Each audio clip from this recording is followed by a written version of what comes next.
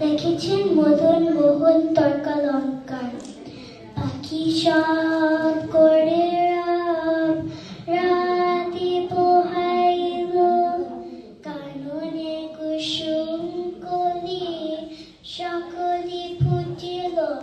রাখাল গরুর পাল লয়ে যায় মাঠে, শিশু গলে গোল নিজ নিজ পাঠে।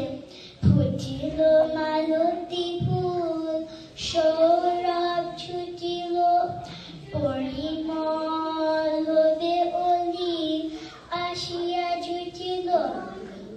গগনে উঠিল রবি লোহিত বরণ, আলোক পাইয়া লোক পুলকিত মন।